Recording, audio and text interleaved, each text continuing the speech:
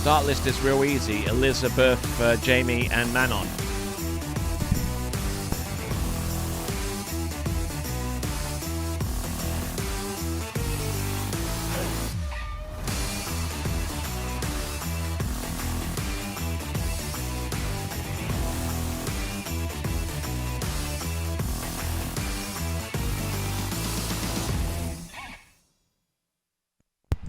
All right then, folks, down to the last 9 skiers of this competition. The 3 pro women and the 6 pro men. There are your 3 pro women. Elizabeth Montavon will take to the water first. Then we've got Jamie Bull and then Manon Costard.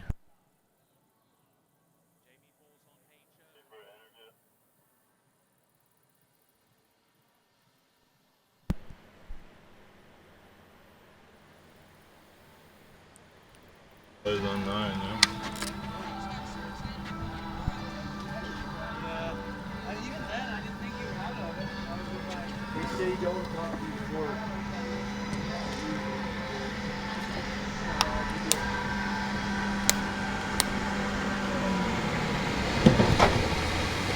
All right, on the dock, getting ready to go is Elizabeth Montavon. She scored 4 at 38 off, or 4 at 11.25 meters to qualify through to this section of the competition. Knew exactly what was needed. She was the very first skier off the dock in the second round, and was working from dead last on the list. Now all the way through to third, and one of those 3 coveted spots through to the final. Hive of activity around the dock area as they get ready to go. And Elizabeth Montavon will take to the water momentarily with, I would imagine, an opening pass at 14.25 meters.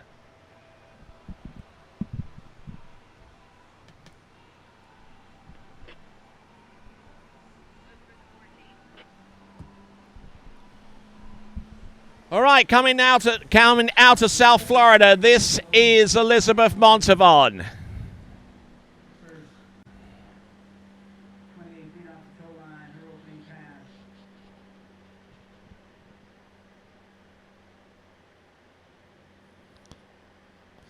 Looking good, looking very, very smooth. Nicely done. All right, let's check in with Wade on the dock. Thanks, Tony. I'm on the start dock with our second ladies finalist, Miss Jamie Bull, who's been on one heck of a tear lately. Perfect conditions, sort of your home site. How you feeling? Yeah, I mean, it looks super good out there, so I'm excited to see what I can do this round. Sort of in a good spot. You get to see what Elizabeth does, and then maybe set the pace quite good for Manon, right? Yeah, I mean, hopefully I can go out there and put some pressure on Menno. That would be ideal, and then we'll see what happens. Yeah, tear it up, girl. Thanks, Tony. All right, then, joined in the announcing position by my good friend, Mr. So, joined by my good friend here, Mr. Zach Warden. How you doing today, sir? Doing good, Tony. Happy to be out here at the 3rd annual Travers Grand Prix. We are finally down to the nitty, the gritty, the finals, the top 3 women, the top 6 pro men. Starting off with, we got in the water right now. Elizabeth Montavon coming back in at 30 meters, 32 off for the next run. All right. Here we go, 32 off. She got 4 buoys at 11.25 meters off 38 to make it through. First off the dock in round number 2, so she was last C coming into this event, into this final. And there you go, not bad at all. Yeah, able to scrape her way into the finals today. It's cool to see her. I've been following Elizabeth. She posted. This girl skis at like 7 a.m. every day, 2-3 sets a day. She's she's goes relentless. To the gym at 9:30 at and night. then she goes to the gym, and so. But it shows, man. She's a powerful skier. A little bit of an old school technique. I like it. It's turn, burn, a lot of power. Yes, indeed, and you see that right there, right off the turn. Looking good, looking in very, very good shape. Elizabeth Montavon off the first couple of passes, nice extension. Follows through a little bit of weight on the tail there, which kind of launches a ski a little bit into 5. If she can Aside keep, from that, looking good. yeah, it looks good. I know she has a tendency to get on that back foot just a little bit, so if she can make sure to have that front foot pressure coming through the wakes and setting herself up for success going into the turn, she can compete with any girl out there. So it's exciting coming back in. All right, let's see what she has. This is Elizabeth Montavon.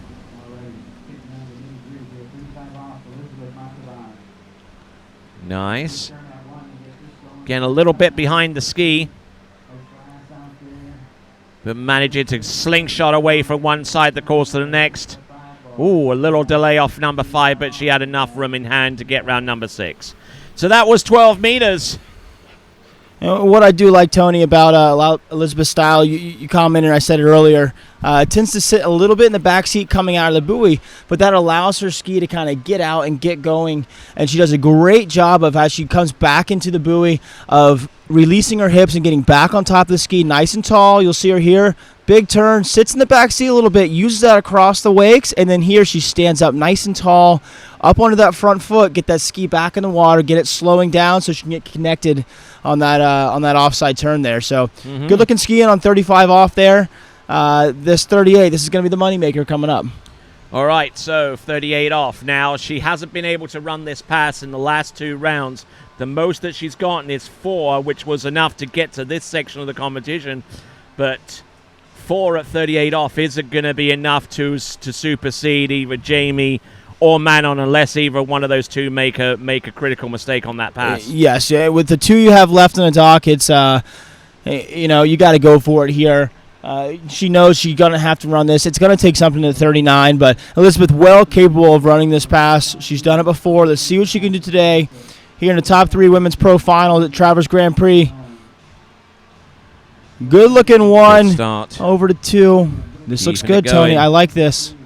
Nice 3. Oh, big pull to 4 ball. 4. Come on, big girl. 4 ball. Come on, girl. Come on. Come on. Get a piece of that. Get There after we it. go.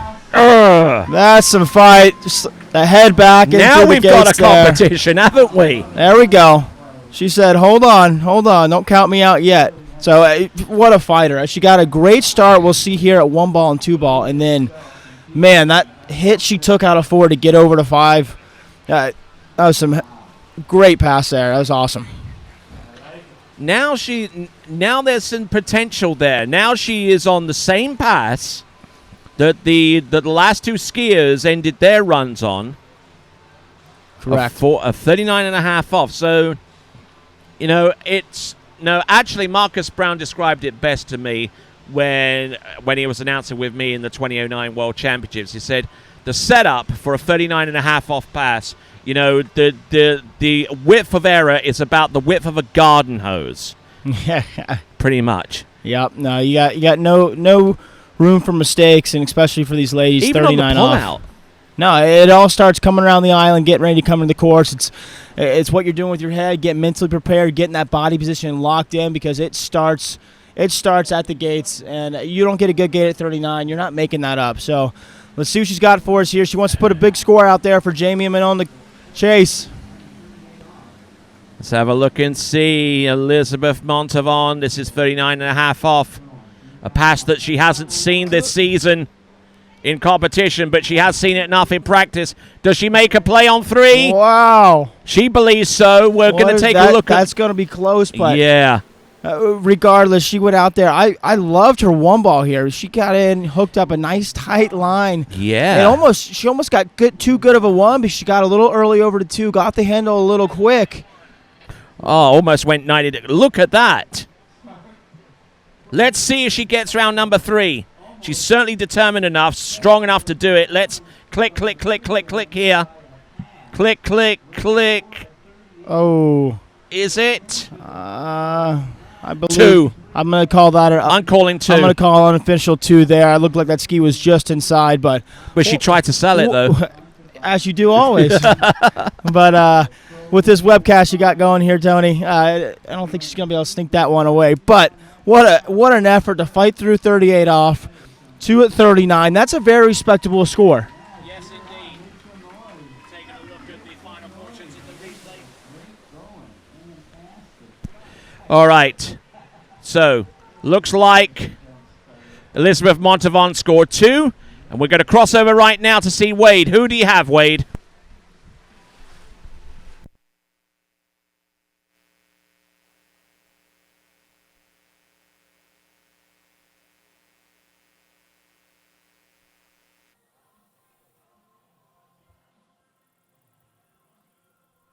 All right, then. So we are back. We've got Jamie Bull about to take to the water. We're going to have a quick word with Elizabeth Montavon in amongst all of that as well.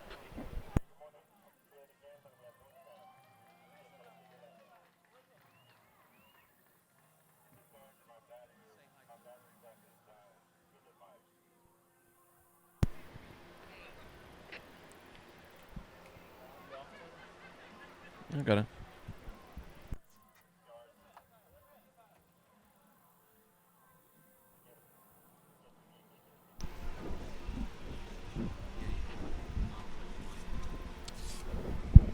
All right, then. Looking at Jamie Bull approaching the course opening pass. I believe this is 14.25 meters. All right, this should be a pretty easy pass for Jamie here. Nice little warm-up. We're joined here, Tony, with Elizabeth. Just went out there, stroked to 38, really badass, and then came back in there, tied your PB, 2 at 39, just inside 3 there. Take us through it a little bit. You got through 38. How did it feel for you out there? It felt better. I changed my letter from the last round to this round. I haven't skied B3 off of the 2021 Nautique. B3 felt pretty good. As much as I'd love to challenge Freddie for all of his epic crashes, I really wanted to get through that 38. So held on for dear life there. And then I just popped up early into 3-ball at 39. If I hadn't edge changed quite so early, I probably would have snuck outside, at least got a full 3. That was amazing seeing, got the crowd on the shore cheering for you. Definitely laid it all out there. And we'll see how do you think it's going to hold up with these 2 girls you got coming up behind you? I mean, these 2 women are really, really phenomenal, really talented. I could see Jamie and Manon both running it and both duking it out at 41. But, we never know. We'll see. Conditions are great, so I really wish them the best and hope they do run a couple 30. And with 2, there's a possibility you could be in a runoff situation if these 2 don't get past that. So keep your equipment next to you. You might need to be going out again. I do make that mistake. I end up, desuiting way too fast. So, yes, I'll stay suited up. But this has been a great event. Thank you so much to the whole Travers family. John, for inviting the women this year. It's so exciting. Really just pumped to be part of the first, Grand Prix that has pro women skiing. Really cool. All right. Well, great skiing. Great job. Hi, on the dock. Sorry about that earlier with Manon Custard, our top seed. 3rd finalist, 2 at 39 on the board already. We're watching Jamie now. How are you feeling? Feeling good. It's the final, so I'll try and roll in and see what it does. So yeah, you sort of get that advantage of getting to watch what the other 2 ladies do. It is nice, right? Yeah, it is for sure nice to be able to know the scores to beat. And it's also nice to be first and be able to put the pressure on the others. So as I said earlier, it's just pros and cons for both sides. But yeah, I'm ready and let's ski. All right, tear it up, champ. Thanks. All right, then. So we'll have a look at Jamie Bull's 12-meter attempt to 35 off. I've just been informed, actually, Elizabeth Montavon's score of 2 at 39 is actually equals her personal best. So she'll come away a happy camper. Absolutely. Definitely some great skiing. Now what we have going on here, we saw Elizabeth go off at 28 at 14 meters, taking that 38 back down the lake at us. Jamie went out 32 off. She went out 13, came back at 12. Now she's coming in at 11. So obviously this is a pass she's run countless times, but it's never a gimme in the game of slalom. But wants to put the 38 off into a wind situation where it will give her the best chance for her to succeed in this format. Here we go. Round number 1 and number 2, Jamie Bull at 38 off. Can't afford to put too much of a foot wrong here. Can't afford to get separated away from the handle. And here at 38 off, not looking bad at all. Great skiing. Love that pass. Yeah, that was a pretty pass for her. Jamie's extremely familiar here with Sunset Lakes. She's been coming down and skiing with Jack Travers and John Travers, riding the HO, coming down here and doing a lot of training with Will and JT. So she's no stranger to the waters here. She knows what she has to do. Now Elizabeth went and put a 2 out there. Now what that means is if it was to make the cut and you just had to get a piece of 2, you can kind of take it easy on 1, get around 2, and call it a day. But she needs to turn 1 because she has to turn 2 and try to get a piece of 3 because she knows Manon's coming up next. So I expect a nice aggressive start here at 39 in hopes of pushing it down and as far down the pass as she can. All right, and whilst we wait for that, we'll throw to Wade, who is around about the dockside area, but we see some activity around the dock area. There's Benjamin Stadelbauer pacing up and down. He is our first competitor out in the men's slalom final. Look forward to seeing him along with our other 5 competitors. We've got Corey Vaughn in amongst that mixed. There is Freddie Winter and Will Asher and JT. All right, 2's a score to beat. Let's see what she's got for us here. Here we go, Jamie Bull. A little shy at 1. She needs a big 2. Round 2. She gets it. Ski outside Makes the of play 3. on 2. Oh, and it's a 3 buoy count, which puts her in the lead. 3 at 10.75 meters. That's the turn that keeps her ahead of Elizabeth Montavon, who scored 2 at 10.75 meters. So in the lead is Jamie Bull. But will she keep that lead? Because Manon Costard is coming up next.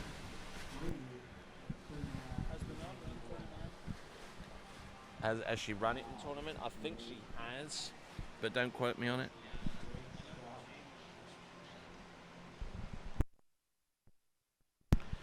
So,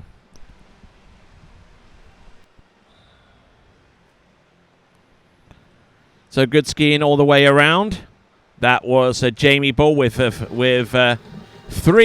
39.5 off. Probably not the score that she really truly wanted because she has run 39.5 off before, and she did that earlier on in this tournament season over at Hilltop in the just outside in Arlington in Washington State. So she knows in her heart of hearts that she is capable of running that pass in perfect conditions. Now let's see what Manon could do by way of a response. This is Manon Costard of France.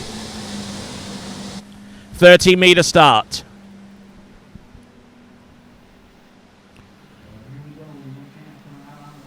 Nice connection off buoy number 1. I don't see much of a problem here with this pass. I don't think anyone does, if we're being honest. Now, you know what I like about Manon's style in comparison to Jamie and Elizabeth on the other extreme. Elizabeth, very tall, long legs, very locked out. Manon has this European-esque style about it.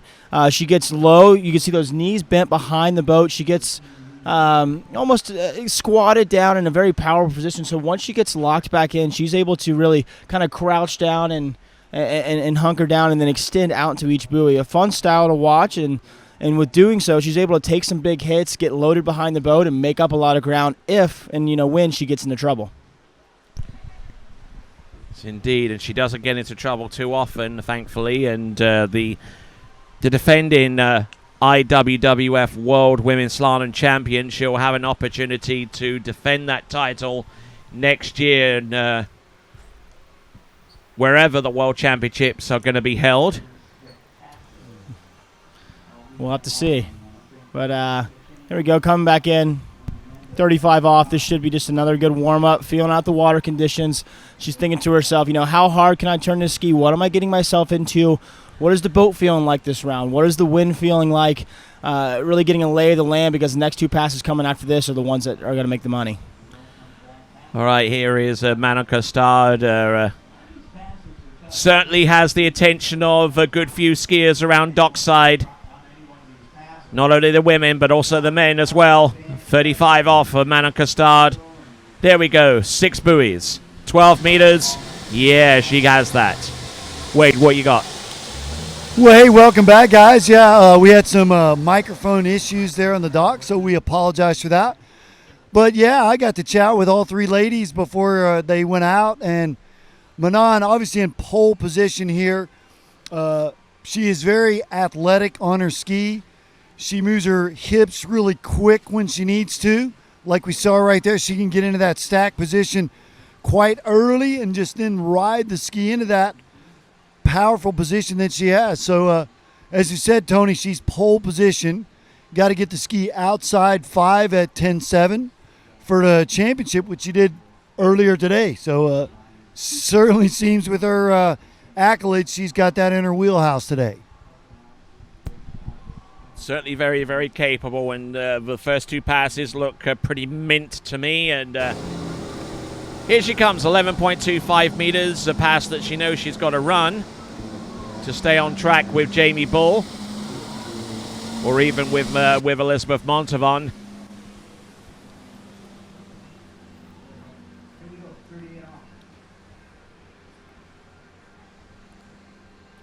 In good shape, allowing the ski to rotate round. Hooks up.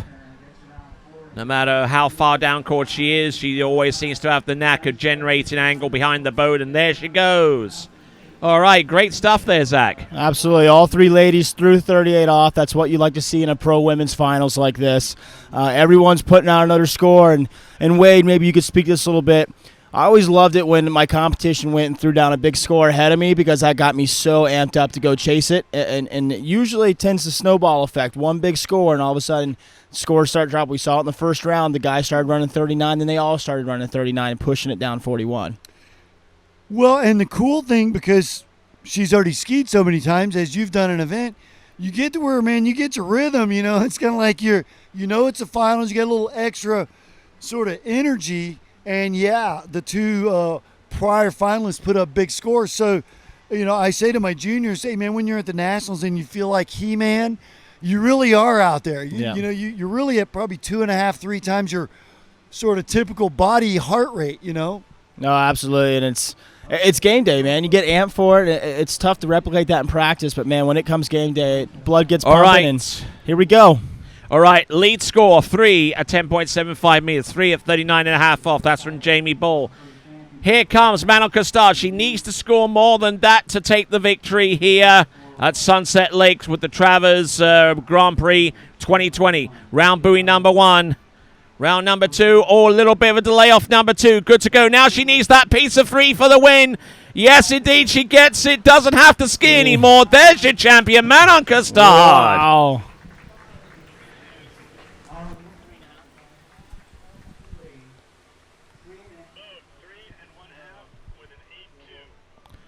The judges call 3.5. Three and 1/2 at 10.75 meters. The officials have called it. So, in third place, Elizabeth Montavon with 2 at 39.5 off. In second place, Jamie Bull with 3 at 39. And your champion here at the 2020 Travers Grand Prix in the women's slalom competition with 3.5 at 10.75 meters, 39.5 off. It is Manon Costard. Well, I tell you what, Zach, we had already talked about her athletic ability. Yeah. We saw her, man, in for a dogfight. She didn't get a great one, but, man, did she fight it out. And even this 2-ball right here, it wasn't all quite there. It was slow, but then she got down, and, man, I don't know how this ski stayed in the water around 3-ball here. Absolutely cranks it, generates that angle, gets low, able to get that ski around 4-ball there and take the win. Well, you're right, Zach. You could see just how patient she was at 2, but then once she got to 3, knowing she just simply had to get her ski outside 4, she went ahead and cranked the tempo up, got a tight line super early, knowing, hey, all I got to simply do is cross the wake one more time, which she did. There's our champion. And I love that. And, you see it sometimes when people will check up, hey, I could turn 3 right now and just get back to the wakes. That's a given. And we'll take this to a runoff and go in. She said, no, I'm either going to blow this fin out at 3-ball or I'm definitely getting a piece of 4. You see, it's all guts and glory there. And she was going for it. She didn't want to tie and take it to overtime, so to speak. She was going for the win, going for the kill shot. What a 3-ball.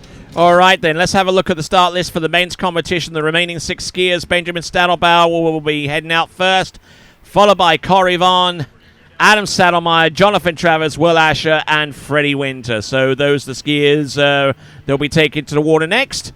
And they'll be heading out to the water soon. So continue to join us here at the 2020 Travers Grand Prix. We'll be back momentarily.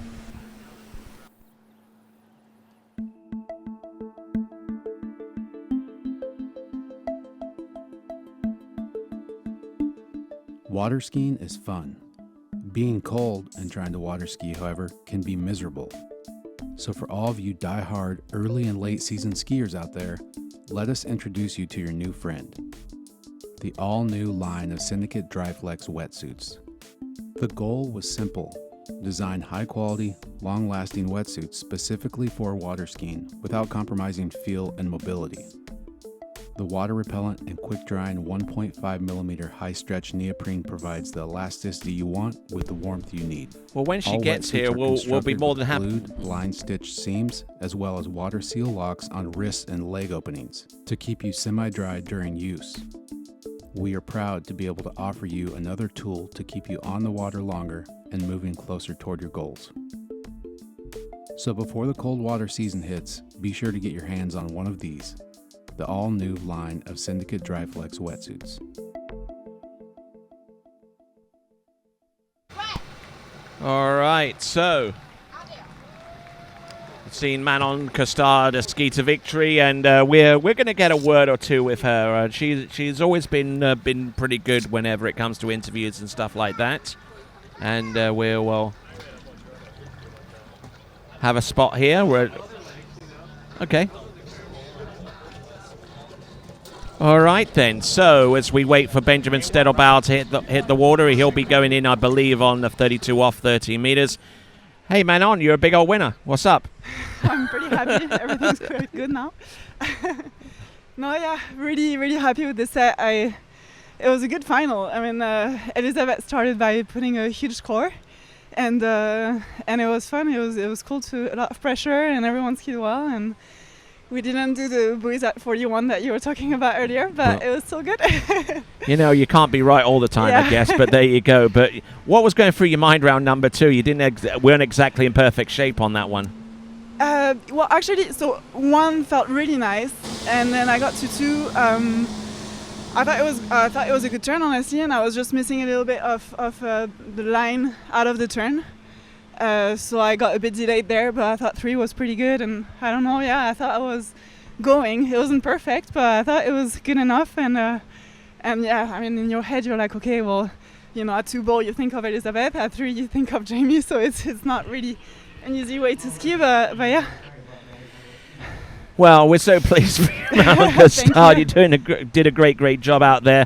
Our winner, ladies and gentlemen, that is Manon Costard. You want to ask anything of her, Zach, before I was going to give you big congratulations. I was pretty stoked in that 3 ball there. I was wondering if you're going to check up and take the tie, or is she going to turn 3 and go all out, and you turn 3, and to get the ski around 4 was huge, and nice little way to kind of wrap up the season. You had a good showing, you know, all season, and to come in here and just consistent in this season. What do you think, you know, something different you did this year? You know, you were on fire. It was great. Thank you, thanks. I mean, this year was weird, definitely weird, just because of the whole beginning of the season. I thought I could have, you know, so much time to train and get better and all of this, but it turns out that without tournaments, I struggled a lot with motivation and all of that. So it wasn't the best training, actually. Like, I started training a lot better as soon as the tournament started. Yeah. So it was a bit strange, and yeah, but it's fun to finally be competing again, you know, after all these months without doing anything. So yeah, it was good. Just, yeah, trying to get back in it and skiing as well as I can. Excellent stuff. Congratulations. Well done. You're the champion here at the 2020 Travers Grand Prix. We'll let you get toweled off, and as you do, we'll bring Benjamin Stadelbauer back into course at 35 off. Thank you very much. All right, congratulations. All right, Tony, we got Benny out in the water. First off the dock in the Pro Men Finals, 2020 Travers Grand Prix events. This is the 3rd round now. We had the first round. He went out there, got a 5 at 39. Kind of calmed his nerves a little bit, came back in, snuck back into the finals in that 2nd round, posting that 2 at 41 that he had. Benny's a guy capable of getting the 4-ball. And Zach, I love his position, getting to go. Brett Thurley and I, my buddy from Australia, we used to say, when you're the first men out, you're really the top seed in the ladies. So, it's kind of cool to get to go out there. There are no scores on the board. We're starting from scratch. So, Benny can go out and, let her rip and put a big one on the score and let the boys chase it. Apparently, there's a gate review in progress here for Benjamin Stadelbauer. That would be at 35 off. We've already seen that affect some of our outcomes, haven't we, Tony? So, yeah, too many, as a matter of fact. So what the judges are doing, they're watching a video replay upstairs. They'll have a different camera angle than we had. They're going to continue on. All right, it's coming back at 11. The gate review is over. He continues to ski. There we go. Fantastic. Better than the alternative. All right, then. Here we go. Benjamin Stadelbauer. This is now 11.25 meters. He got into 41 off to get to this point. See what he's got. Knows that he can't get away with too much more than what he's done already so far as his gate shot is concerned. But I'll tell you what, 38 off looks pretty mint to me. What do you say, Zach? I thought it was a good-looking pass, and I know we talked about it earlier, but Benny's 135. I love the way that he's able to get his hips to come around the finish of the turn and directly connect to the handle, and we'll see it here in this replay. And he gets in such a solid body position so quickly out of the buoy. There's not a lot of movement there. You'll see his handle and these hips join up right away, and then he's locked in position and on his way at such an early point in the at the finish of the turn. Well, we already talked about the hips moving quickly with Manon, hence champion of the event, right? So there's certainly a correlation. And the very nice thing about Benny's obviously on this big rise, but man, he is really, really balanced as well, right? Like both sides of the course. We talked about with Adam's sledgehammer earlier. That's a bonus when you're balanced both sides. Yeah, you'll see, you don't really see a discrepancy between is it onside or offside because it looks so balanced. Now, you got some other skiers out there. There's pretty obvious offside. There's a pretty obvious onside, but they're able to make it work. But Benny, like we said, he's a very fundamentally technical skier, asks a lot of questions, always curious on different techniques and styles, and he's fun to listen to on the dock because the guy's got a lot of knowledge of the sport, only being involved in the pro scene for really the last 5-ish years. All right, on the course now. This is Benjamin Stadelbauer, 39.5 off. A little bit rushed on his gate for number one, but look at that. Ski tip riding a little high off his 246 side, which may delay him on a couple of instances, but he's all right. Yeah, Benjamin. So, Wade, your thoughts on that pass? Man, that was awesome. You're going to see in a replay, he absolutely cranked his gate turn in as if he was already mid-course. We're seeing his little edge away as if he was a jumper, little S-turn there, Zach, and then he just absolutely cranked it. And today we've got no wind, and I know, Zach, you as a jumper, you always want a little bit of headwind. Yeah. So they've got no breeze right now, so they don't have that little chatter back from the ski to give them some sensations, huh? Yeah, we talked about it earlier. When it's glassy calm out there, it's difficult to see because you'll start seeing things in the water that maybe aren't actually there. You'll start noticing maybe a roller that you're anticipating the feel, and then it was nothing, or all of a sudden something comes out of nowhere. So I prefer to even 3-5 miles an hour, just enough to put a little ripple on the water, kind of that golf ball effect. Get that ski moving down the lake. You could feel your speed a lot easier. Well, and sort of same as the ladies, we've already got Benny with a big score in the final here. See how he goes at 41. All right, here we go. 41 off, 10.25 meters. The best score that we've seen in this competition has been 3 1/2. Oh, look at that load off number one into two. And just basically has to shut it down and just be content with two at that one. But what a heck of a number one. Yeah, Wade, well, we'll see the replay here. He took a really aggressive start in the front of this pass, and I don't want to say too aggressive, but that ski came around so hard and so quick there, and that just kind of broke him at the waist and kind of put him in the back seat there, and got over to two with some time, but the amount of speed he had and kind of lost the line coming to two off the handle a little bit early there. and wasn't able to get that ski back under him. Well, you could see him, we call it an overturn on the toe side, where he's actually so good here, the ski comes underneath the line, and then he shifted back, tip came up, almost got caught on the line, because once he knew the ski was going to basically overturn, he had to shift his weight back just slightly so he would finish with the handle in his hand. And I know once he started getting that feel at one, he's like, man, I'm going to go to 3 or 4 and go big. But yeah, 2 frames later, he's all of a sudden, well, I got to just manage this. All right, then. So his weight ratio has gone up to 5.1, I believe. That puts him second in the leaderboard in that respect. Corey Vaughan still has the lead with 5.5 to 1 in terms of body weight ratio to tension across the back of the boat. So Benjamin Stadelbauer, wow, I mean towards the end there, he was really cranking and yanking there as we now get ready for Corey Vaughan, who is going to take to the water next. And there he is, Benjamin Stadelbauer, second in the leaderboard. And that number 1 buoy at 10.25 meters that we just saw just a few moments ago. Well, what a shot of that dock right there. We're seeing Corey receive the handle. You see it's just absolutely glass calm. So there'll be no decision-making, Zach, as far as wind goes from either direction. Yeah, I don't think the guys are considering any opt-ups today or anything like that. I think it's you're starting off at 32 off, 13. Let's all play ball, run up the line, and see who can push it down the rope the furthest at 41. Nice shot of the Rocket Man there, one of your tour jump competitors now. Hey, man, he's in the driver's seat, huh? Yeah, I mean, look at us, 2 jumpers out here making a slalom event happen, hanging out. I love it. Whatever it takes is what they say. All right, then, here we go. This is Corey Vaughan at a bumpus in Virginia.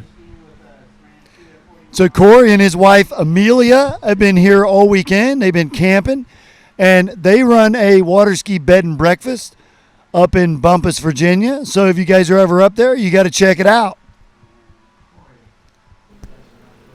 Also has a brand, Peace, Love, and Water Skiing. Yeah, he's got himself a little following there. I like it. Check out, get some swag.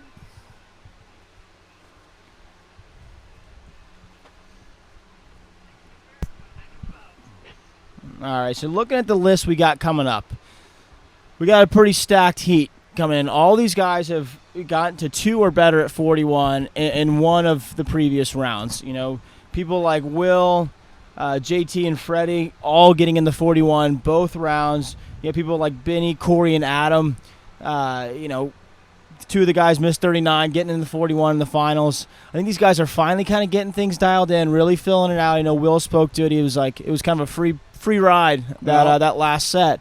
And he's like, how far can I push this? I want to see what 120%. I want to see what 130% will feel like.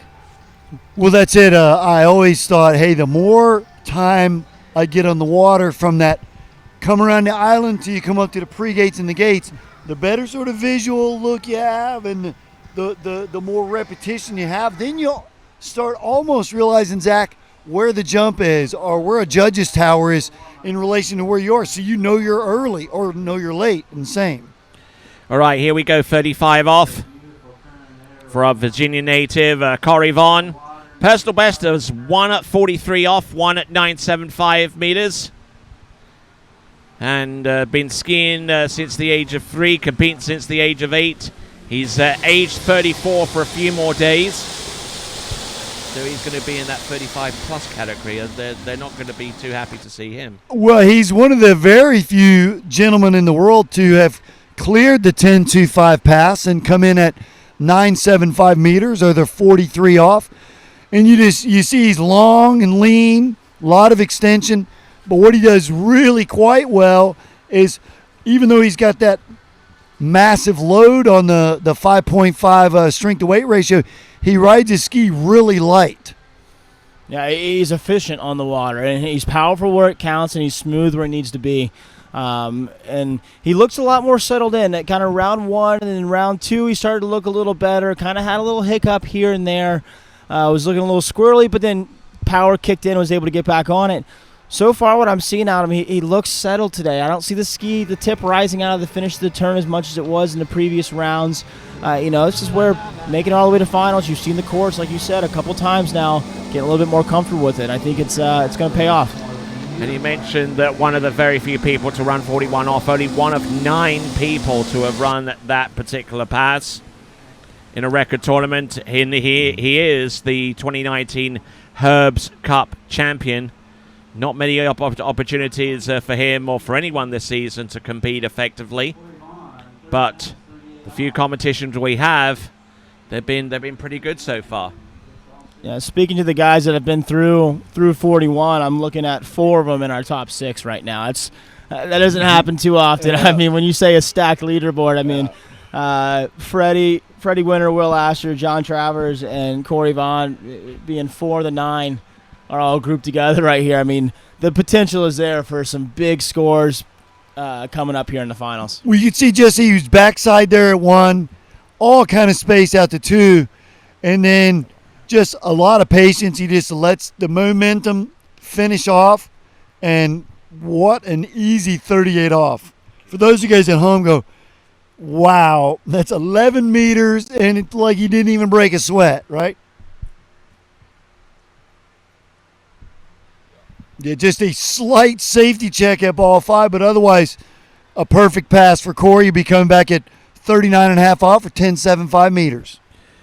All right, 10.75 it is, and that, if you thought 11.25 meters is short, there we go. You got another length of line taken out of the rope to make it even more difficult. There's Adam Settlemeyer, who's an overall skier, multiple-time world overall champion. As we take a look at the slalom dock just to see if there's much in the way of activity. Well, you probably see a lot more of the activity away from the camera. They probably just want to keep things a little bit on the DL right now. But Corey Vaughn out there on the slalom course, 39.5 off, 10.75 meters. He realistically knows he's got to run this, and then he's got to go at least halfway down the pass afterwards to really have a shot at winning this.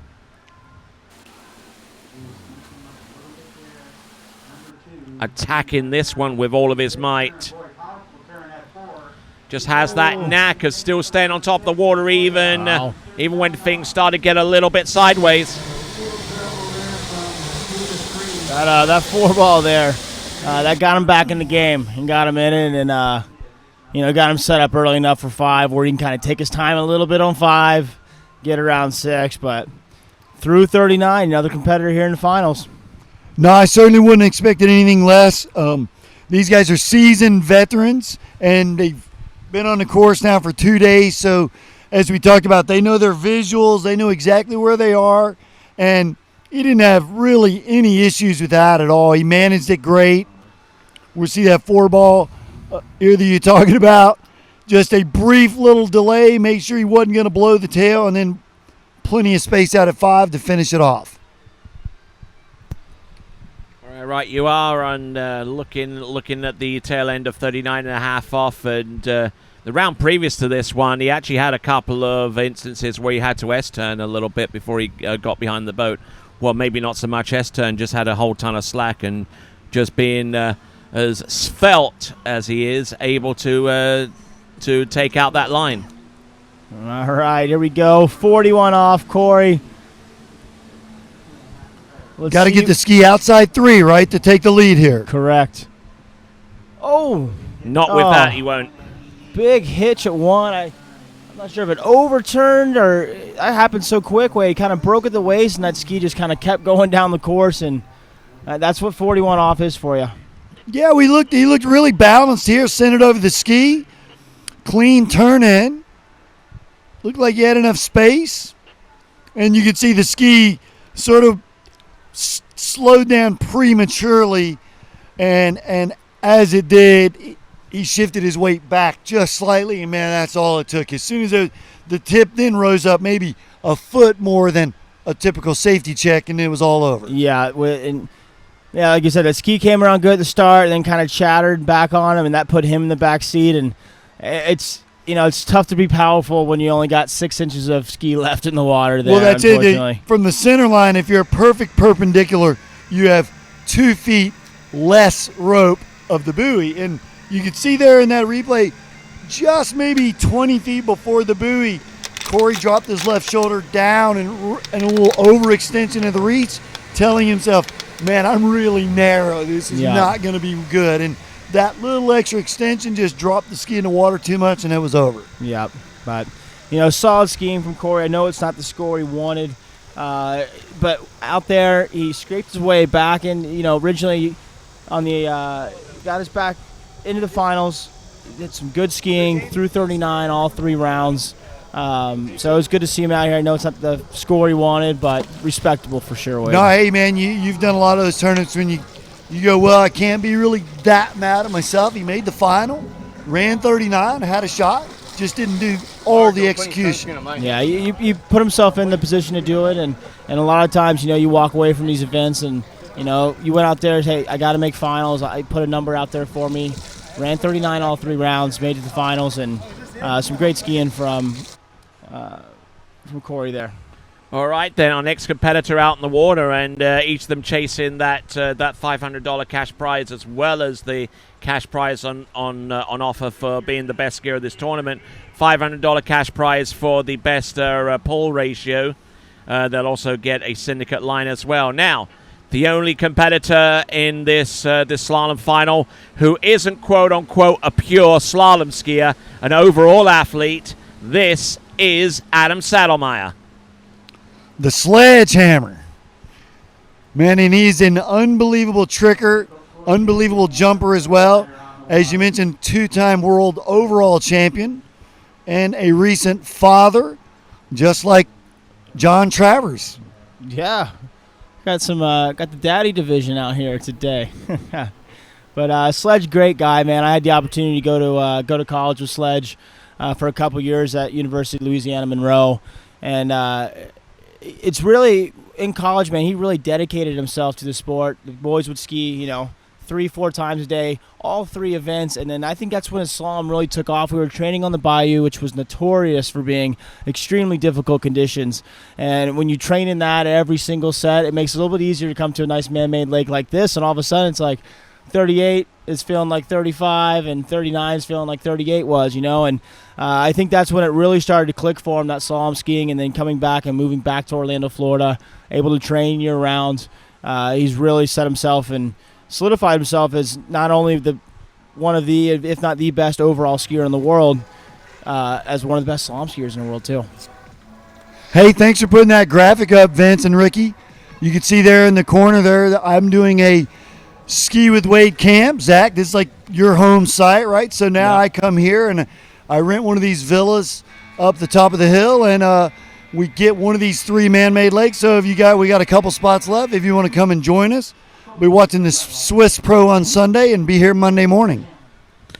All right, here we are now. This is Adam Saddlemeyer. Comes to us out of the Czech Republic, and works at a signage firm these days, the Loretano Sign Group. Yeah, I've installed quite a few room numbers on hotels for Adam. He gives me a call. Hey man, hey, what are you doing this weekend? You want to help me put some room numbers up? So, yeah, doing well. He's got the family at home now. Alex Lorentano.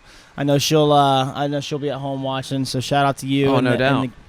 And the baby. He's probably going to have a lot of business, within the next few days and weeks. Probably up in Alabama somewhere, where Hurricane Stacy just plowed through all of those malls and all of those signs that just absolutely collapsed. On my way here, driving from Baton Rouge, Louisiana to here, I mean, I couldn't tell you the amount of those signs that were just like completely and utterly destroyed. Well, staying busy for sure. When he's not busy working, I mean, this guy's dedicated to his craft on the water. So we talked about how balanced Sledge was earlier, and what I like, Wade, is from his offside to his onside turn, so coming from 1 to 2, he's got so much front foot pressure kind of coming across there, and so it's a really strong skier and puts that ski down in the water and gets accelerated pretty quickly. No, it is. We talked about him being a tricker and a jumper. It's almost like he utilizes all those skills, his balance. And to use him, he keeps perfect balance spray to spray. So then that second spray outbound, he's able to release out to the buoy and keep his feet underneath him. All right, he's on 11.25 meters now, 38 off, gets a brilliant start, trying to set himself up with a decent rhythm that he only has to replicate 2 more times in order to run this pass. There you go. To the right, to the left. He just absolutely ripped that pass, didn't he, guys? I mean, you see him all 6 buoys, backside, but if we had a picture of his face and then we'd have saw him really nice, relaxed, maybe he's even smiling. He's so early and he's so chilled out at the back of the buoy. Watch this. He never lost really connection through the entire pass. If that's a textbook 38 if I've ever seen one. The line stays tight the whole time. He's connected to the boat, and just beautiful looking pass there. No, that's fun to watch. And we had already talked about it with Benny and Manon. You could see here just how quickly Adam's hips move back into that stack position. And it's basically because he's put himself in such a good position outbound that all he's simply got to do is ride the shape of the ski back in, and he's there. Yeah, it's great. Now it's just about applying that to 39. Things come a little bit quicker, a little bit faster. It's a little bit shorter. So stay patient, keep that same technique, and see if we can get through 39 again. All right, then. So the scores that we've seen so far, Benjamin Stadelbauer with 2 at 41, just the pass afterwards, and half at 30, and half at 41 also on that pass afterwards. So he has to get through 39 to get within that realm. Oh, look at this. Making a couple of errors, but still on top of his game. Look at that, off 5. Good recovery off 5 into number 6. Done. That 4-ball, Wade, I see you looking at it. I know. He kind of got checked up, and then tell us about that 4, man. Well, it's kind of cool. I'm a right foot forward skier, same as Adam, and a lot of passes. Hey, the gate didn't go great. Maybe 1 and 2 didn't go great, but you come off 3 to 4 going, hey, I got a shot. I can close the deal. He just did it. Consider the door shut. Yeah, it's I'm the same. I'm a righty. Get me the 4-ball, and I'll get through the pass. I promise you. If we do have enough space there, and we've got the cool head like Adam has, see, look at how much he checked up there, and then big finish there out of 4, and then he drops the hammer 4 to 5. You know, old school, put the shoulder down. Yeah. Nothing wrong with a little turning and burning. You can see there again, 5 to 6, almost leading with the left shoulder. And I heard someone sort of rip on Will Asler once about, hey, man, your left shoulder was in front a little bit. He goes, I made the pass, didn't I? Yeah. So when you've got the power in the wheelhouse, go ahead and use it. All right, here we are. Half at 41 from Corey Vaughn. 2 at 41 from Benjamin Stadelbauer. And it looks like Adam Saddlemeyer makes a play on 3. That's going to be he certainly tries to sell it. We know that. Oh, man, for my but are the angle judges here, going to buy? Well, it looks like he got around it. We'll see it here. Walk us through this way. That was a hell of a way to get the 3-ball. Yeah, no, you got just a load of pull out of one here. Right there, and you just said, hey, man, he's going to go. And he safety checks at the back of 2, which is kind of a smart deal as far as now he knows if he gets his ski outside 3, he takes a lead. A full 3, hey, we're probably looking at a podium. Hang on, back up on that. I don't know how the hell on that. So we're going to go back, and our judges are having a look. We're going to see what our final score is. All right, so let's have a look at this again from Adam Saddlemeyer. We're double-checking this. Just saw something there that would suggest rather than 2, he got 3. We'll get a word with him if we can get close enough. Now, let's go tick, click, click. Oh, there we go. Yeah, certainly his body language, Tony, was that he knew he had 3. He almost messed up the S-turn like we've seen a few times, and look at that. But I tell you what, I mean, that was a really, really good 1-ball, sort of under duress, we would say. And as we mentioned, man, that little safety check at 2, Now he's a leader in the clubhouse with 3 to go. All right. Definitely some impressive skiing. He went off from 5 at 39 in the first round, scraped back in with a 3 at 41 in the second round, and then followed it up in the finals here with another 3 at 41. Really turned it on when it counted there, and that's going to be a score to beat. That's a big score. No, it is absolutely, because the runoff rules as far as our backup scores are gone. We're in the championship round, so basically we're dealing with just this score. So he's got a 3 at 41 on the board, which could be enough for a championship tiebreak. All right, let's see what JT has in store for us. Sounds like he's got his own fan club here, Tony.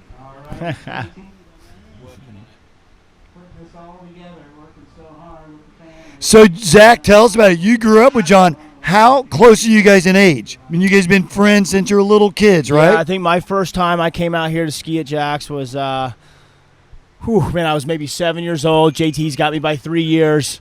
So, I mean, him and I go way back, and I grew up training out here, living at the ski school, did high school out here, and we go way back, and it was fun, man, growing up. JT and I, if anything, I was almost a better slalom skier a lot of times. I started kicking his butt. And he was a great jumper early on as well. And I'll never forget, there was one summer out here, and he just started lighting on fire, and all of a sudden he got a pass better. Next year, a pass better, and then continued to push the limits, and now here we are. He's a former Masters champ, multiple podiums at these pro events, and, here we are. What's up, Zach? What's up, Mr. Settlemeyer? How you doing? Ladies and gentlemen. There we go. The man, the myth, the legend, Adam Saddlemeyer. What up? What up? There, look at where you are. All right, yeah, I'll take it. I mean, you always want a little bit more, but after that gate at approach into 1, I knew that 3 is gonna be about as good as it's gonna get. So I guess I'm, pretty happy given the circumstances. But that was an epic S turn too. Yeah, I've been practicing those lately quite a bit. So little sketchy, but I'll take it. Gets the job done. There you go. Here's 35 off from JT. Now, how much have you been able to practice lately in training for tournaments? I mean, just about as every other guy out there. I can't really complain. I got a good setup going on over there at Winter Garden Ski with Drew Ross. I'm able to get my skiing done early before work starts and before the day gets hectic with the kids. So as far as that goes, no complaints. Just been actually skiing harder and better than I ever been. All right then. So Adam, look at this, dude. Look. Yeah. There you go. 4.3. Nice chat. We need to change that mug shot, man. Look at that. I mean, I'm all like weird and. No, Jesus but that's a Christ. recent one. Yes, Yeah. that was taken 2 weeks ago. What's changed? God. I don't know. I don't know what I did the night before. I think it's the kids that are taking a toll on you, bud. No, they were not there, so I should have been all well arrested. But we're not gonna go into all the details what I do at the tournaments when I'm up there with Danny and my Czech boys. Excellent stuff. Well, fantastic skiing. Congratulations to you on what you've achieved so far. Adam Saddlemeyer, folks. Yeah, thanks, boys. Thanks for everything you guys do for us. Thanks, JT. This is an awesome event, and we all certainly appreciate it very much. So thank you. Well done, brother. No worries. Okay, that was Adam Saddlemeyer, and this is 38 off for Jonathan Travers. Oh, nice. Big 3-ball there. Getting in amongst it. Now, we talked about it earlier with, watching JT ski a lot, and, I always remind him, like, we're at these pro events, it's like, dude, you got to be aggressive, man. And because he tends to kind of get himself, I don't want to say too relaxed, because it's nice being relaxed. And all of a sudden, JT skis better when he's fighting for what he's skiing for. And get out there, get aggressive, dude. And that 3-ball there, we saw a big 3-ball that's very JT-esque, so to speak, coming up here. Well, yeah, sometimes as soon as we relax, we'll do like we did here and overturn because we relax. The next thing, the ski bites and grips a little bit more than we were expecting. And you weren't ready for it. And then we're like, oh, my gosh. It sort of catches our attention as we say, yeah. Like, better you're focus. over to 4-ball going, I was almost a swimmer, no longer a skier. Yeah. So, yeah, maybe we'll get our focus right back in a hurry, you know. Yeah. But JT's fun. Always. Yeah, there's his I fan got club. The wave going. There we go. No one else has that, right? Their own, like, section just for themselves, but Yeah. JT does. There you guys own 10 over there. All righty. We can't wait for them to get absolutely really rowdy. 39 off. That's only a matter of time, Tony. Here we go. Let's see what he's got for us. All right, let's see what he's got. Nice gate shot into buoy number 1. There you go. Nice relaxed number 2. There you go. It doesn't get much better than this, folks. Look at this. 39.5 off. All right. All right. Grabbing that brass ring at the end of that pass. Yeah. Boy. Not a great looking run. And he was the man possessed off number 6. No, really, he's all fired up, and that's sort of that feeling you get when you already know you're a finalist, you already got a paycheck, and you're already skied a lot, so your nerves are dissipating, but yet your energy is going up more and more because victory's getting close. It's a pass away now, and I wouldn't expect anything less. I figured all these guys were going to rip right through 39 and all give himself a shot at 41, and I'd like to see him put up a big one here. I would too. The start he had at 41 yesterday, he had a beautiful one, a nice 2, and almost kind of got himself almost a little too early for 3, and got himself over to 3 a little too soon, got a little lancy on it, and came up inside 4. If JT can get a good start here, being a lefty that he is, and get a good 1 and stay patient at 2, there's a very good possibility he's going to get down to 4 ball, maybe get a chunk of 4, and maybe beyond. So here we go. And there's your lead score right there in the bottom right-hand corner. That's the score that JT needs to exceed to take the lead.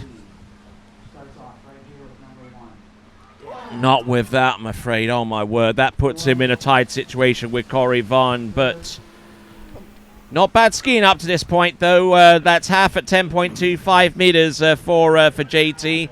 Now, what did you see wrong with that? I hate to see him go down like that. It was a good 1, but he knows he needs a good 1 so he can get a decent 2. He's going for everything. You know, he's getting a 1 ball here to try to run this pass, and it looked good, just didn't quite have that line and pushed that ski a little bit too far out in front of him at to finish that turn. The line wasn't there to pick him up right away, and just out the back. Just got real flat-footed, didn't he?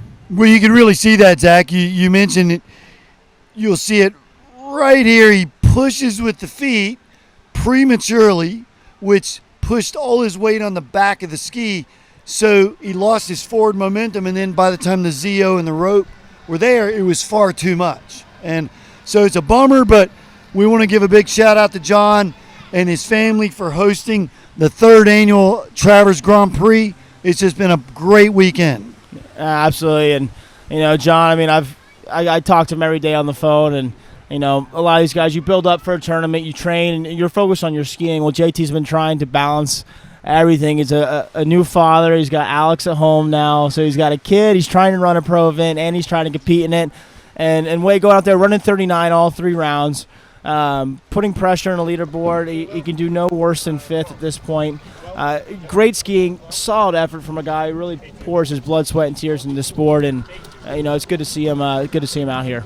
We see that our next competitor, Will Asher, they're jumping off the dock, but John will be in the same situation, really, that Corey Vaughn going, well, yeah, man, I had a pretty good weekend. You know, I made it to the final. I ran a whole bunch of 39s. I gave myself a shot.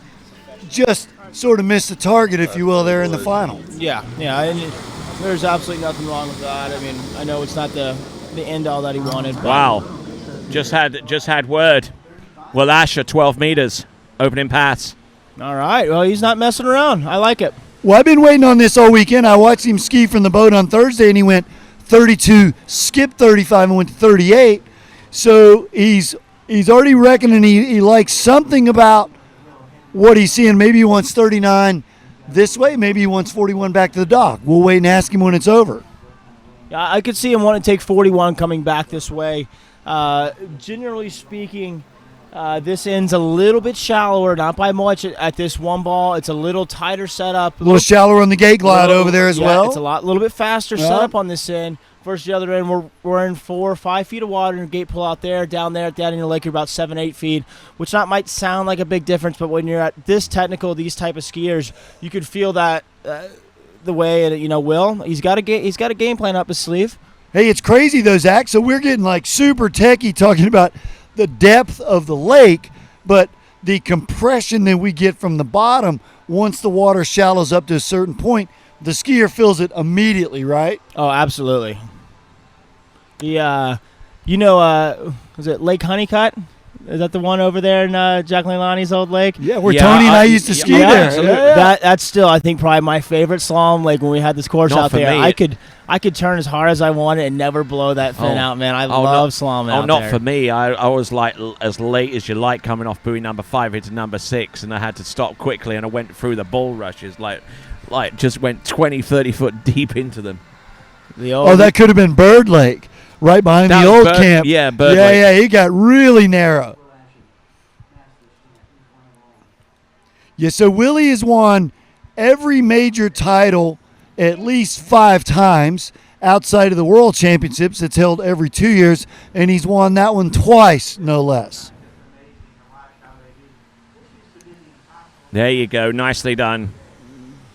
No worries there for Will Asher at 38 off. And we are at 38 off. He went in on 12 meters to get his account running. They do that in a lot of the finals. It's where it's a forced issue that they're saying to the skiers, no, you've already warmed up enough. We're going to have to go out at 35 or 12 meters. But they're giving the skiers the option. So it's almost like Willie just took the normal route and said, you know what, let's just go 35. He'll get the 41 as long as he runs his 39, as Zach said, from the better of the two ends. So we'll see how he goes here at 10.7.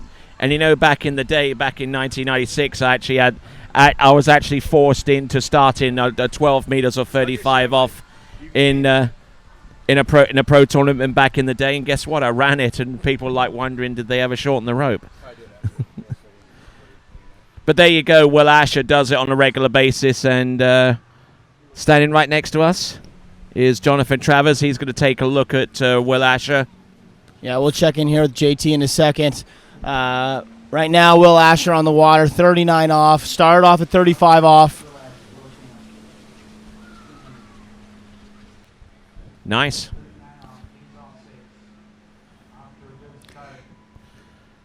Sort of dealing with a little bit of rollers that you can see because it's so glassy.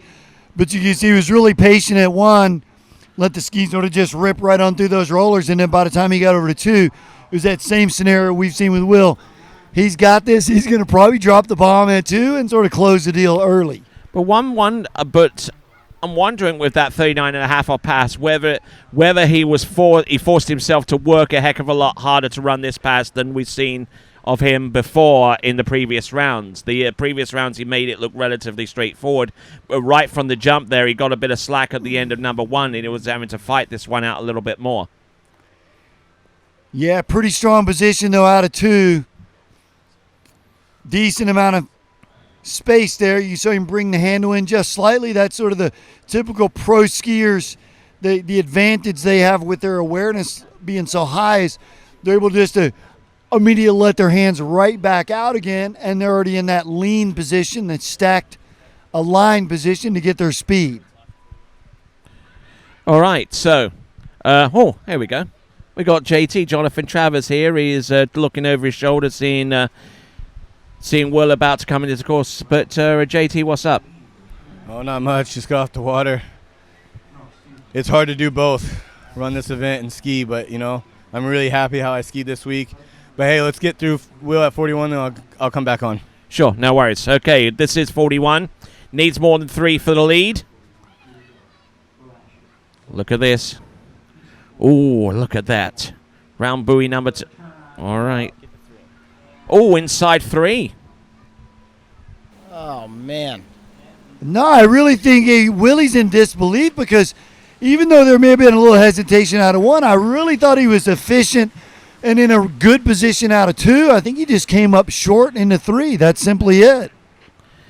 Yeah, just look at number one. He got about the best start you could get at 41 off. Then round number 2 looked pretty good too and then I think there was when he got right to the top of the second spray line going out to 3, he moved what we call off the handle, meaning he didn't keep his direction outbound, and as soon as that body direction moved inside the line too soon, the rope's so short he couldn't even simply keep the ski outside the line at 3. A tough break. That's that will guarantee him a podium finish, top 3, moving him just behind Adam. But back here to the announcers, we do have JT with us. John, respectable skiing, man. You went out there, you ran 39, all 3 rounds, a 3, a 2, a half. I know towards the end you started getting pretty tired, but nonetheless, you got a newborn at home. This whole event is here because of you, which huge shout out and thank you for organizing this. And how was it? How was the experience? How do you feel about the whole event? Overall, I can't be happier. From everything from the athletes showing up, because a lot of them didn't show, to the guys coming here with the webcast, to the conditions we've had, because Florida hasn't been that nice in the last few weeks. Everything's on a high right now. It's just, I told myself last week, I was like, man, this is a lot of work to do this. I don't know if I'm going to do it again. Now, I'm definitely doing it again. It's going to be bigger and better. So, sorry, Mom, but we're doing it. But, yeah, I wanted to shout out to the sponsors, Michael Morgan, Carrie Morgan, Michael DeMello, Nautique, HO, Ski Doc, Wade, my family, my parents, the ski school. Thank you guys so much. Without you, I'm nothing. So, thank you. Well, we certainly appreciate you in more ways than you could possibly imagine. Okay, so great skiing there, JT, all the way throughout. And on the water right now is Freddie Winter going through 30 meters. Not going the Will Asher route, but looking pretty strong, looking pretty awesome to start things off. Yeah, our defending champion on the water, looking good. Top seed, knows exactly what he's got to do, and we've got the sledgehammer now sitting in the pole position, leader in the clubhouse. And wow, I think at the beginning of the weekend, we'd have said, hey, man, we know Adam's awesome. We know he's a threat, but maybe we wouldn't have put him on the podium. But he's already looking at podium silver and maybe a gold. Yep, and I don't know if Adam has a pro slalom title. I'm not too sure on that, but I mean, regardless, if we have to ask, maybe he does or he doesn't. But the fact that we're sitting here right now, and Sledge, he came back in. I know he said he was a little disappointed. He wanted to push a little further. He's been able to train a lot and skiing very well, and that 3 that he put out early is holding up pretty damn well. The biggest pure slalom title that he holds is the 2011 European Slalom Championship from Skarnes in Norway. Maybe I know I beat Sledge at Collegiate Nationals one year in slalom. I ran 1 at 39. He only got a half. All right, then let's have a look and see. This is 35 off.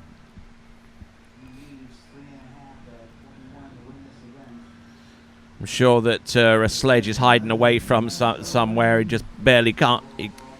We talked about earlier with Corey Vaughn. Freddie's a big dude, man, and he can pull really hard, but it's amazing how light he does ride his ski.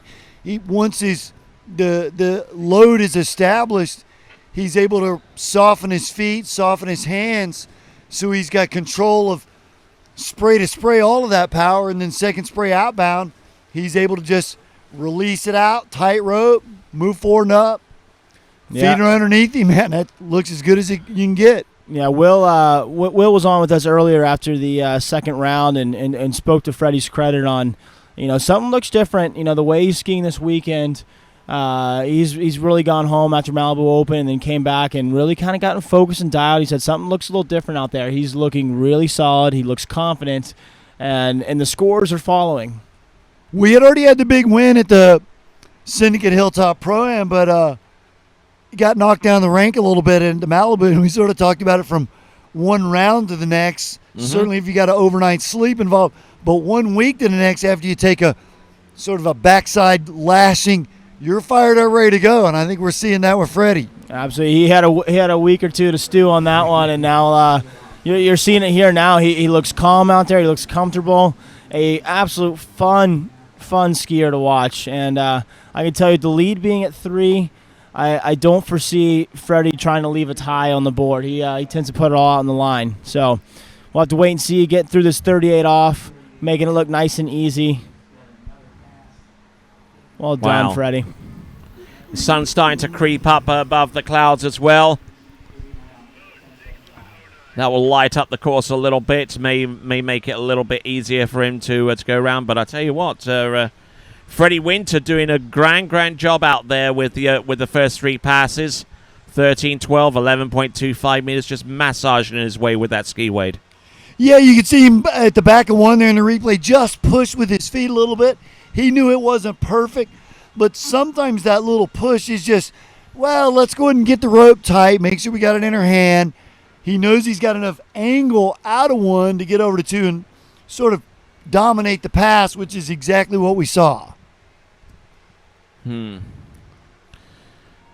Domination. There you go. Yeah, early still at the end. It's a great feeling as a skier when early in the course we already know we made the pass, and now we just need to execute. You relax a little bit more. And it's like when you made a few shots in a row, skeet shooting, or same as basketball, you make 2 or 3 shots in a row. You're like, hey man, I'm getting the flow of this. Yeah. Well, they've been skiing all weekend, so they really have getting relaxed, and all that anxiety's gone. Now they got this sort of the championship buzz, if you will. I wish my golf game would be like that. All right, here we go. This is Freddie Winter, 39.5 off. World Slalom champion for 2017. Oh, look at this. Oh, yeah, look at this. Look at this. Got in a little bit deep off number 3, but managing to hang tough and to pull that one out the proverbial bag. Well, Zach, you had already said earlier about on a 41 off pass that we only have a certain amount of time outside the buoy. We don't want to get super early or we don't want to get super late.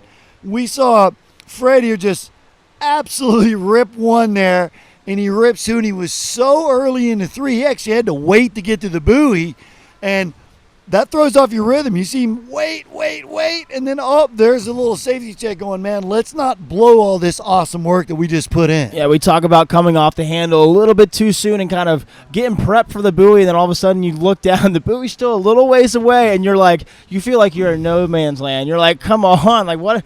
Yeah, am I being rewarded for turning 2-ball too good? Because at that short a line, you can only stay out there for so long, and at 41, it's even, it's critical to be on the right time, and you get too early and you come off the handle too soon, that ski wants to start slowing down before you've reached the buoy. Right, we just saw it cost Will Asher, so we're going to see if Freddie gets the same sort of look 1 to 2, how he handles this, right? Because we got Adam on board with a 3.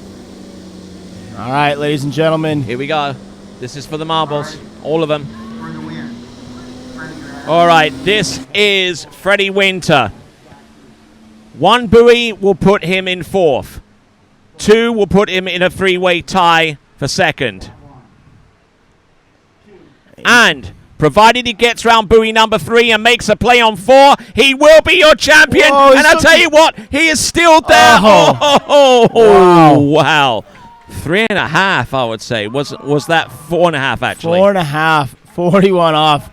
Man, I love that emotion. We're seeing it right now come out of Freddie. I was there at the Syndicate Hilltop with you, Tony, and you could hear just a gluteal roar. And he got his tail handed to him a couple weeks ago. He went home and he practiced. And, man, that is really awesome to see that emotion come out of our defending champ, now our 2-time champion of the Travers Grand Prix. Yeah, definitely some impressive skiing here. That 1-ball had me a little worried, but being the righty that he is, that 2-ball he had, it was like that one. What one? I don't know what you're talking about. Hit that 2-ball, set himself up nice for 3, and at that point it could have been a safety turn 3 and get there. He turned 3 like no other, and then had another beautiful 4-ball. Oh, yeah, you could see it. As soon as he ripped 2, I'm like, man, there ain't no way he's slowing down at 3. Way. He's going to go big or go home, and he did. And, shoot, he almost ran it, which would have been great to see. But, yeah, he certainly wasn't going to blow it at 1 or 2, which he didn't. And, yeah, there's our champion. All right, congratulations, Freddie Winter, posting a score at 4.5 at 41 off. Rounding out the rest of your top 6, Adam the Sledgehammer Settlemeyer with a 3 at 41, Will Asher 2 at 41, Benny Stadelbauer 2 at 41, Jonathan Travers a half at 41, and Corey Vaughn a half at 41. These guys, all 6 guys running at 39. What a final. Now we've got to find out what his golf game is like. Yeah, huge congrats to Adam. Yeah, I know it's not going to be pretty. Big podium. And another podium for Mr. Will Asher. So we already talked about how many titles he has. Imagine how many podiums he has. Hundreds, yeah. Right? So impressive skiing from everybody out here. And, again, like JT touched on, a big shout out to all our sponsors, the Morgan family, the Mellows. Getting a little hug and a kiss there from the women's champion as well, Manon Castard. And I know whose shout it is, Zach. Yeah. All right, come on, Fred. Come on. Bring yourself over here. Thank you, guys. That was fun. Thank you.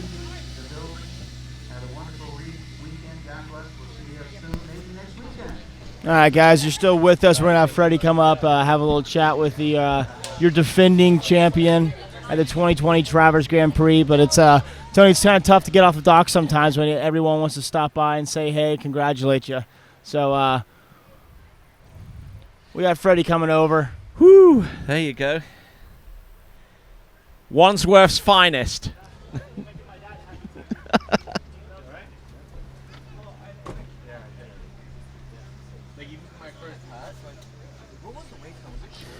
All right. Pull you up some chair. Freddie Winter, you're a big old winner. What's up? Oh, I'm really happy. My God, I mean, kind of the same as the Hilltop tournament, where I kind of I made got a little bit further down the course every round. That was pretty nerve-wracking.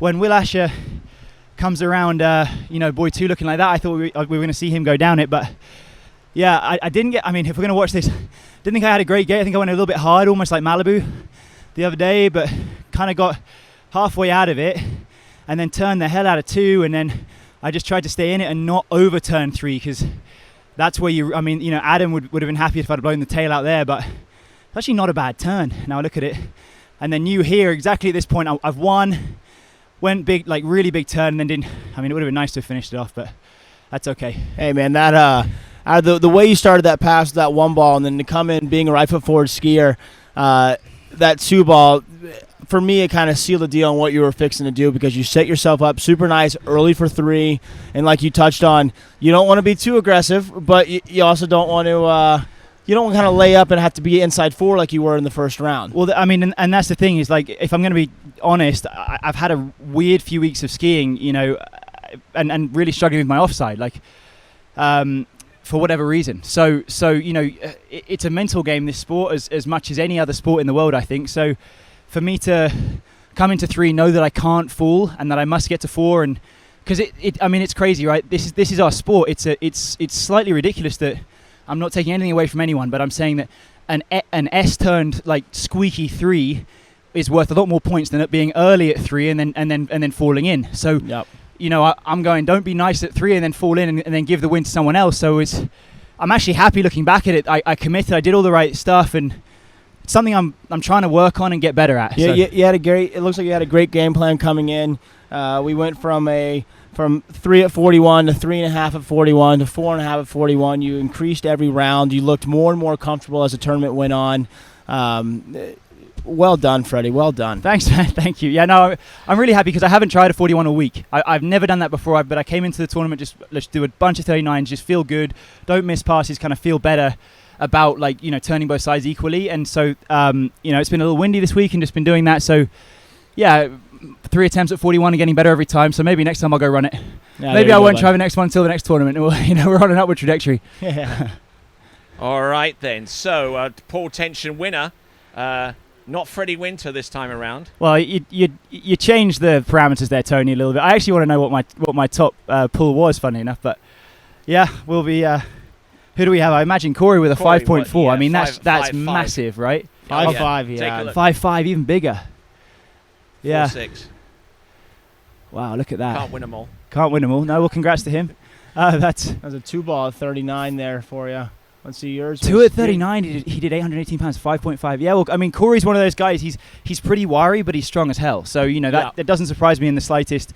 Me and Benny's skinny this year, but me and Will and Benny kind of been more of the beefier guys. With some of the guys that aren't here, but Corey's got that light wiry strength, and so it really wouldn't surprise me that he's gone and had the biggest ratio. But that's huge. 5.5. That's massive. That is impressive. All right then. Now the pressing question becomes: what's your golf game like? Awful. but I mean, but guess what, Tony? Probably better than my driving. So So I forgot we don't have go-karts to worry about you this year. Now it's only the go-karts. I was -10. So if I can be -8 in golf, then it's a winner. And I shot okay yesterday, so we'll see. Yeah, I mean, I feel like my team's doing quite well, so I'm excited to. Funny enough, my teammate was in the boat videoing, and I told him we're going to have non-alcoholic tequila shots on me tonight. There you go. Or Milky Bars. Milky Bar, yeah, even better. All right, well, congratulations, Freddie. Back-to-back champs. Hell of a deal. Thanks, man. Really happy. All right, then. That Cheers, brings guys. to a conclusion the skiing portion of the 2020 Travers Grand Prix. My name is Tony Lightfoot. He has been Zach Warden, and also for Wade Cox, and we celebrate the win. We've got our webcast sponsor. We thank them very much indeed. Jack Travers, Ski with Wade, and Syndicate. Our other sponsors you see directly underneath the desk. There they are. Mike and Kerry Morgan, Michael DeMello, Syndicate, Nautique. Jack Travers, Ski with Wade, and Ski Doc. We thank those guys very, very much indeed. So that was the skiing portion of the Travers the Travers Grand Prix. Let's go golf. All right. Peace out, guys and gals, and we hope to see you next time in 2 weeks for the Swiss Pro Slalom right here on TWBC. But for me, Tony Lightfoot, it is ciao for now. Sweet.